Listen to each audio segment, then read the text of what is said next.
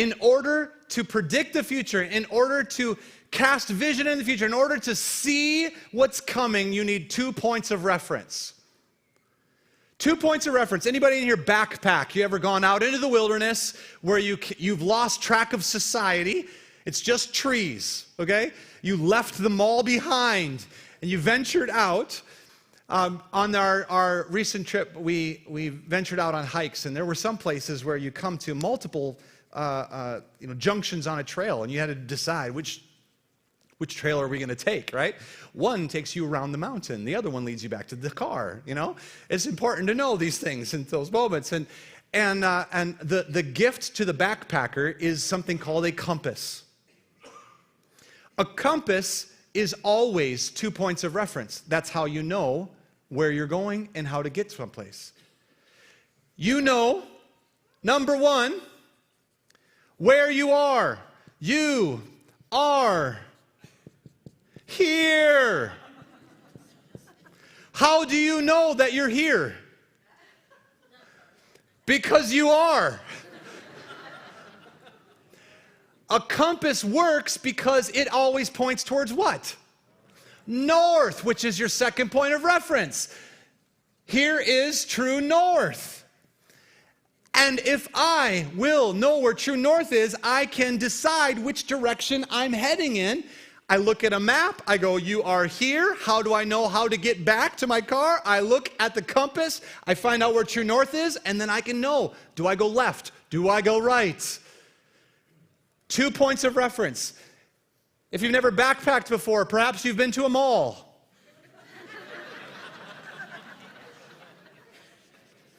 At the mall, you're trying to find a store. You walk up to the map, and what does it say? Bright red dot. You are here. Where's the second point of reference on a mall map? The place you want to go. It requires 2 points of reference in order to get direction. How will you know what to do? You need 2 points of reference. This is what I'm telling you. How do you gain wisdom in a moment? You need 2 points of reference. There was a man named Daniel in the scriptures. He was a prophet.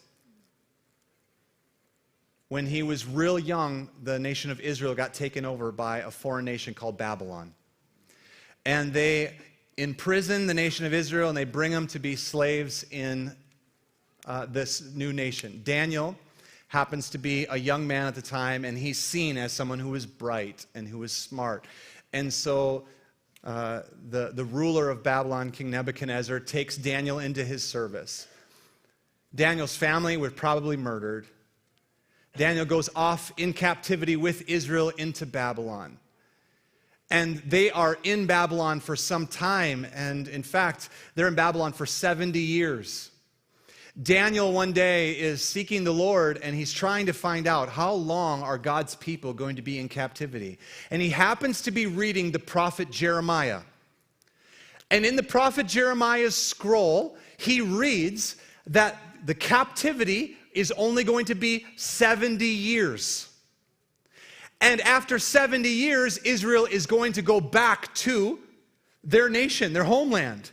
And so Daniel looks at the prophet's words, and it gets the prophecy. And the prophecy is 1 point of reference. And Daniel figures out where you are here.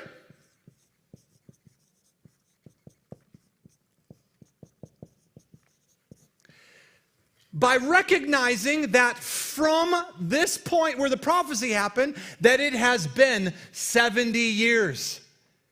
And so Daniel knows that the fulfillment has happened. And so Daniel sets his face towards the Lord to pray until he has an answer for what they should do. Are you with me here? If you have 2 points of reference, you can draw the line into the future and tell me what is going to come. If you have 2 points of reference, then you can determine what needs to be done in order to step into the future.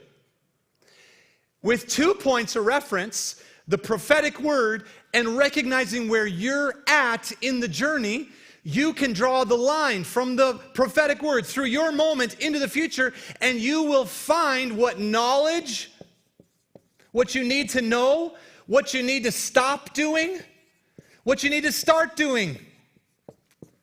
All that knowledge is over here, because once you determine what needs to be done, you can see what has to happen. So Daniel knows that the prophecy has come to pass, and so he starts to seek the Lord in prayer. Anybody know how long Daniel prays before an answer comes? 21 days, right? Where are my charismatics at? Okay, charismatics, have you ever gone on a Daniel fast? Can I tell you, 21 is not a magical number. And Daniel did not know he was going on a Daniel fast. What happened is this. The prophetic word and Daniel recognizing where his moment in history was gave him confidence to boldly pray to the Lord for the release of God's people. And he was grabbing hold of that, and he would not let it go. Daniel would have kept praying for 30 days, 40 days. Daniel would have pressed in for 180 days. Daniel was not going to let this go because he knew what moment he was in.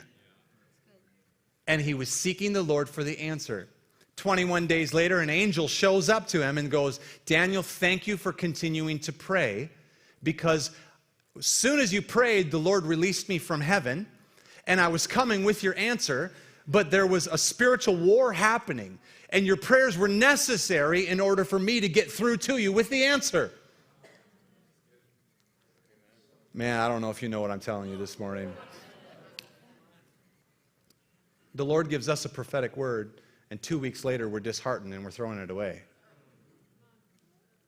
How do you have confidence that that was from God? How do you have confidence to take steps towards the future, to know what to do next? You need 2 points of reference. That second point of reference doesn't come from you. See, we're in a moment of history right now where we have a generation that is consumed with "you are here." Look at the world, it's all falling apart. Look at me. Listen to my tweets, listen to my blog, listen to what I have to say, listen to my perspective, listen to, and bless you if you're writing a blog, bless you if you're doing a video log, bless you if you have a YouTube channel, bless you if you need to hear the sound of your own voice over and over, bless you.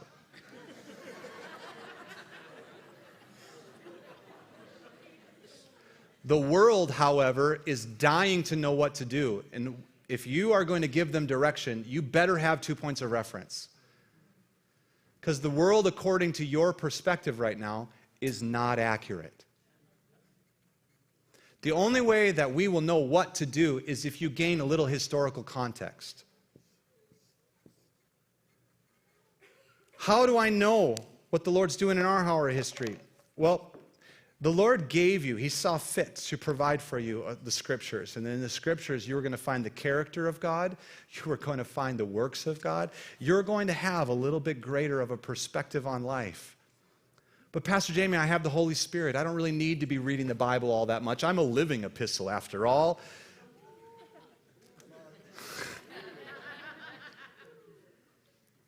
It sounds funny, and we can sort of laugh at it, but there's a whole generation of people talking like that. You need the historical reference of the prophetic words of fathers and mothers who have gone before you. See, there was a move of God before you came around.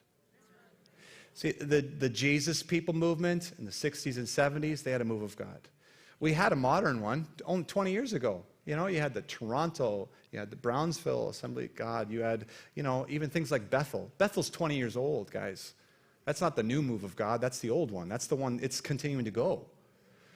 You had these works of God that have happened in history. Drop back further than that. Go to the Reformations. Go to the church fathers. Look and see from another point of reference what God has done in history. And what that does is that anchors in you. This is who God is. This is what He has done.